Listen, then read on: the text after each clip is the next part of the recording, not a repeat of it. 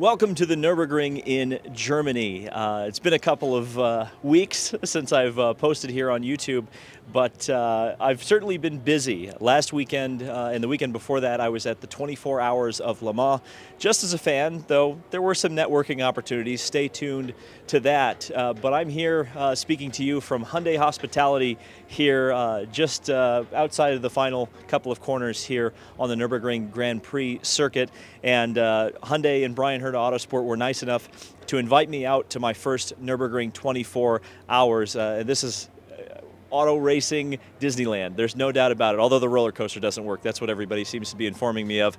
Absolutely amazing bucket list event here. We're doing some content with Hyundai throughout the weekend. Be sure to check that out, especially the story of Robert Wickens, who's in his first attempt at the Nürburgring 24 Hours, and continues, Robert and the Bosch Corporation continue to develop the hand control technology, and it's really moving forward in quite a way that I think you're going to see Robert Wickens in a lot of different race cars at much higher levels here in the next couple of years. So that's a really exciting and interesting story that we'll be covering. Of course, I haven't been at the last two IndyCar races. Gateway was an absolute banger, and I was so sad that I missed an IndyCar race in prime time on an oval, and an oval race that was such an exciting race. Congratulations to Kyle Kirkwood, only 2 IndyCar winners on the entire year. No Chevy wins whatsoever. That's pretty odd. And of course, I won't be at Road America because I'll be here at German Road America, aka the Nürburgring Nordschleife.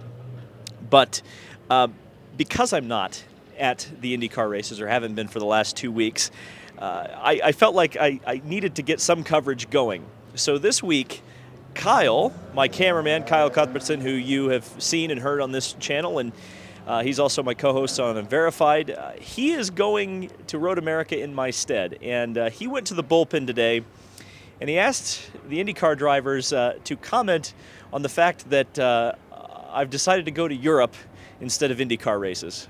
This is what they had to say. Is David Lembeck? So I am filling in for David, so the floor is yours to roast David for going to the Nürburgring 24 Hours than IndyCar. Dumbass. I don't know. Let's give him that. You suck, David. No, I think it's...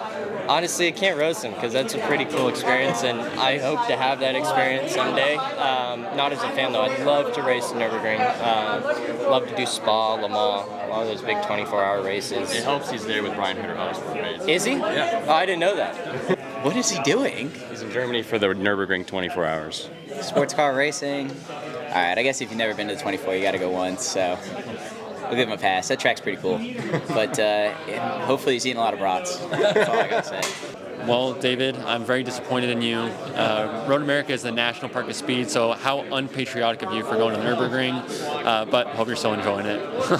What's up, guys? David Ayer here, back with another video. Kidding, of course. Thank you to all the drivers for making fun of our pal Dave while he's in Germany. That was actually David's idea, believe it or not. Anyways, welcome to Road America. We're back for the first time, I think, on the David Land channel. This track is, David hasn't been able to be here since, I think it was 2021. So I'm glad that I can bring you the coverage. I'm glad to fill in, and I've been doing this with Dave for a number of years, so I know a thing or two on how we do this. We did talk to some drivers in the bullpen, and we didn't just have them roast David. We did ask them some real questions. And at the midpoint of the season, race 9 of 17, I kind of, David and I, we usually try to ask them some of the guys you may not have heard from on the broadcast interviews to kind of just assess their season and how it's gone so far. A lot of promise and just not,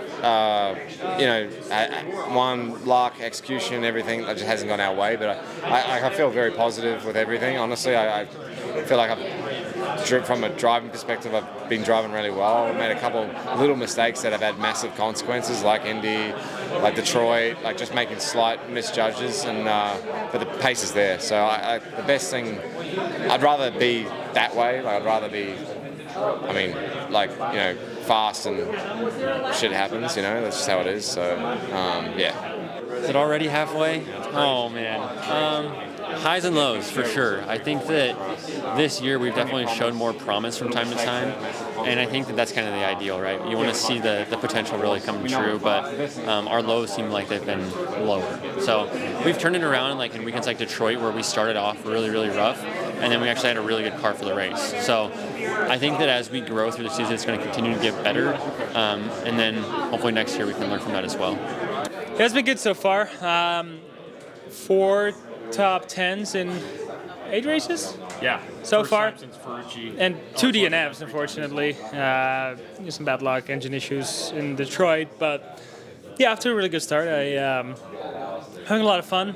I have a lot of good energy coming into Road America to, maybe have a shot at podium. We'll know more after practice 1, but I really feel like every weekend we've got a solid top 10 chance, and we're on the edge of podium top 5. So someday we're gonna get lucky and get in there. I would say D is strong. We just haven't been able to show up on Sundays, unfortunately. It's been really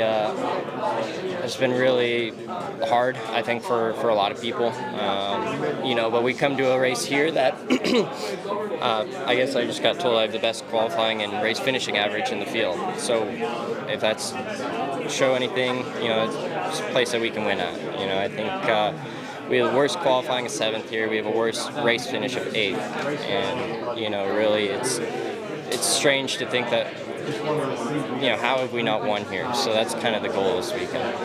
I would say that I don't think we got off to the best start, but since we turned the corner for qualifying in Indy, it's been really, really strong.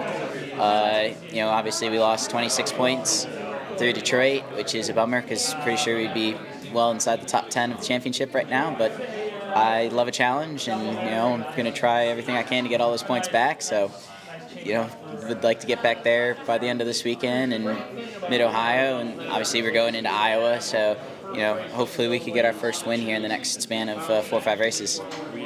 I think overall I'm happy with, obviously, especially with some moments like Indy 500 pole position, our first top 10 in Gateway, some of the races in Long Beach was a cool race.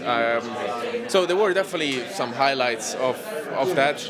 I think overall as a rookie, we're trying to do our best as usual, and I think things are going sometimes right, sometimes not, but at the end of the day I'm happy that we're always doing our best. That's the most important, that we're just trying to maximize everything we have.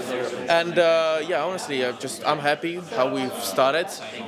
We just need to do better. We just need to continue, as I said, keep that rhythm from Gateway and try to do better. This track it looks really cool. I hope that we're gonna have a strong car, that we'll manage to put a strong generally setup for it, and just full attack and see where we're gonna be. Thank you. So some of the guys we didn't get to ask this question to, one of them was Marcus Armstrong. Well, that's because when we got him in the bullpen, it was because he caught up with his old pal Robert Schwartzman, and I don't really know how to cut this in, but it was too fun to not include. So here's a supercut of Robert Schwartzman and Marcus Armstrong bantering. Track seems to be really, really cool. Can we let's knock this interview out together, All shall right, go for it. Mate, I'm gonna slap his face so he's gonna fly out. we? It's gonna be hot. It's gonna be smoking hot. What do you reckon, Robert? Mate, I reckon that I want to believe that it's gonna be fun to race this track, mate. It's kind of like the American Spa. Yeah, that's what it looks like. It's a bit like an American Spa, but short and without the rouge.